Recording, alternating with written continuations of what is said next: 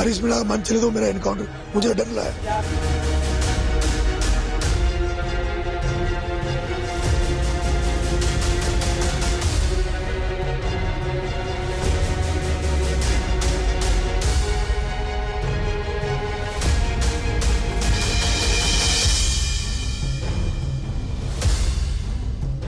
कोई राजनीतिक साजिश लगती है आपको? हरीश मीणा इसमें इन्वॉल्व है। हरीश मीणा पे संदेह। हरीश मीणा जो यहाँ से सांसद था, उसने मेरा टिकट कटवाया था, उसने मेरे खिलाफ कई साजिशें करी थी पहले भी, और वो डीजीपी रहा है पुलिस का। पुलिस ने जो बर्बरतापूर्ण रवैया अपनाया, मुझे पता है उसके इशारे पे अपनाया है।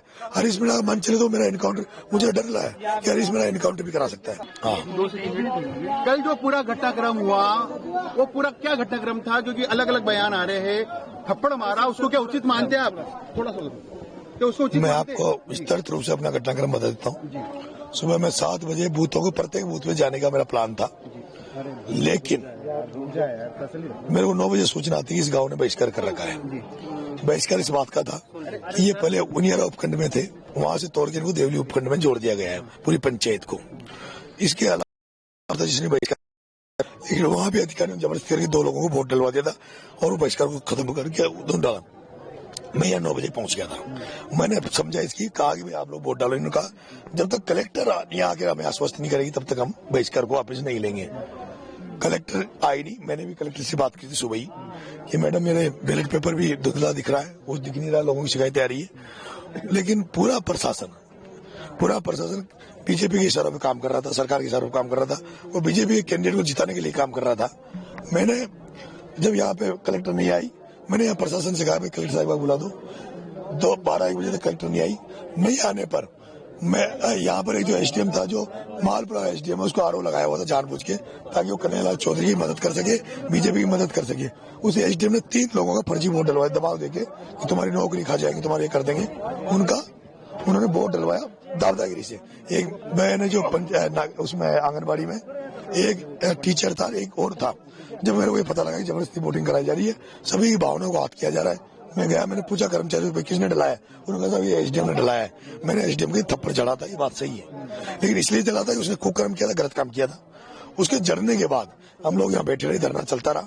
जब धरना चलता रहा तो 3:30 बजे जब कलेक्टर नहीं आया, कोई भी नहीं आया, जब मुझे लगा कि ये लोग ये चाहते हैं हमारा वोट नहीं डले, मैंने वोटर्स से अपील की आप लोग वोट डालो 3:30 बजे, और 3:30 बजे बाद वोट डाल दो। जब तक आपका वोट डलेगा, वोट डलने के बाद मैं यहाँ बैठा हूँ, वोट डलने के बाद आप जो फैसला लोगे वो फैसला मेरा है।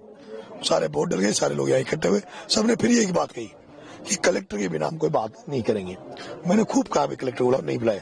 लास्ट में मैंने फिर एक बार कह दिया भाई एसपी को बुला लो, एसपी बुलाओ, एसपी की बात भी मान लेंगे। लेकिन एसपी यहाँ 50 मीटर पे बैठा था स्कूल में, वो नहीं आया।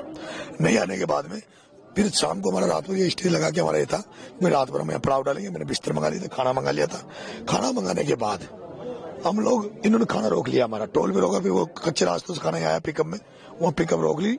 रोकने के बाद मैं जब मुझे पता लगा, सारी पंक्ति लगा दी थी, हम लड़के बैठ गए थे। मैं खाना लेने गया, तो खाना लेने के लिए गया तो पुलिस के एसपी ने मेरा हाथ पकड़ के पुलिस से कहा कि भाई इसको गाड़ी में डालो। मेरे को गाड़ी में डाल लिया था। जैसे गाड़ी में डाला, पथरा हो गया था, पथरा हुआ, लाठीचार्ज हुआ। उसके बाद पुलिस वाले वहां से मेरे को छोड़ के भाग गए। एक भी पुलिस वाला मेरे साथ नहीं रुका। पुलिस का एक ड्राइवर गाड़ी में था। उस पर जब लाठीचार्ज पथरा हुआ, मैंने उसको, मुझे लगा इसको नुकसान हो सकता है, मैंने उसकी जान बचाने के लिए उसको निकाला, उसको मैंने उस मकान में बिठाया, फिर मैं इस जगह आ गया। ऐसे आया तो इधर से फोर्स ने अटैक किया। वो उनके पास आंसू गैस के गोले, मिर्ची बम और सब थे। जैसे मिर्ची बम आया, मेरे को यहाँ महिलाओं ने घेर लिया था। महिलाओं ने कहा बेटा तू नहीं जाएगा। मैंने कहा खूब खुशी, मेरे को इस मकान में ले गए।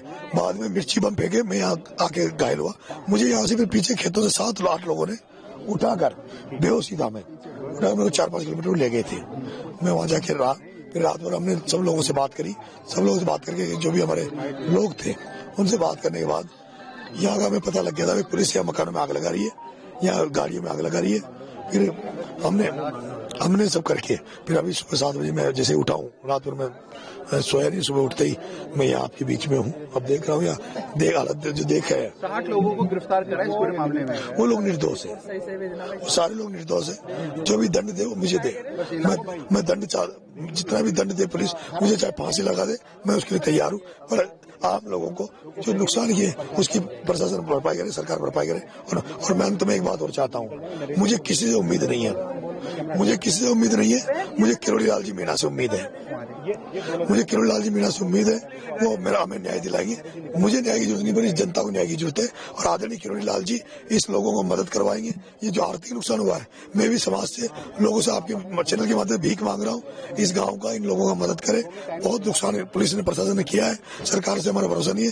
केवल किरोड़ी लाल जी पे हमें उस न्याय के देवते में भरोसा है कि वो आएंगे और हमें न्याय दिलाएंगे, जनता को न्याय दिलाएंगे। मतदान हो गया है, अब आप भी प्रत्याशी निर्दलीय, क्या उम्मीद है?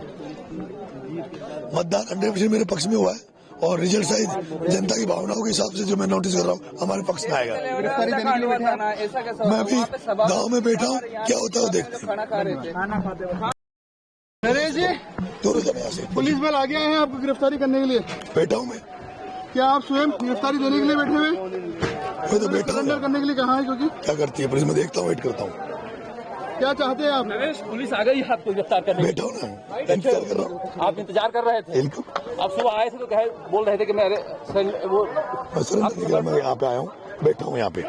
पुलिस अपना काम करेगी, मैं पुलिस मेरा उसका काम करेगी, मैं मेरा काम करूंगा। नरेश, ये काम कल ही हो जाता तो इतना बवाल नहीं होता। मैं तो तैयार था, कल भी तैयार था, लेकिन ये अपने यहाँ एकड़े पे थे।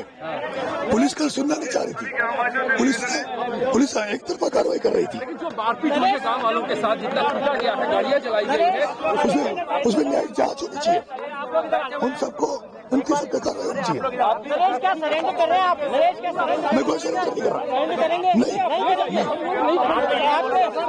आप पुलिस कह रही है कि सरेंडर सख्ती करेंगे। उनकी मर्जी, मैं सरेंडर नहीं कर रहा, मैं सरेंडर नहीं करूंगा। पुलिस एक एक करके मीडिया कर्मियों को हटाओ और यहाँ से नरेश मीणा को लेके जाया जा रहा है।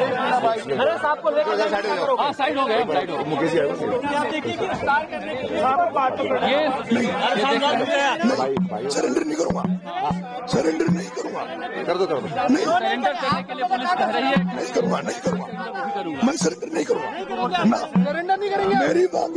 मेरी मांगे पूरी हो, कलेक्टर आए, वहाँ बात कर लेंगे। नहीं, मेरी मांग है इस गांव को, अगर बातचीत करना चाहते हैं मैं आपसे यहाँ बात करने के लिए तैयार हूँ। इस मकान में कर सकता हूँ,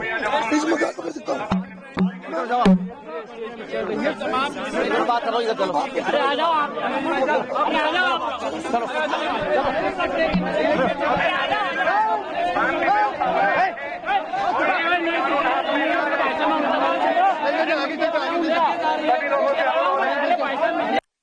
न्यूज नेशन अब व्हाट्सएप पर खबरों के ताजा अपडेट के लिए न्यूज नेशन के इस QR कोड को स्कैन करें।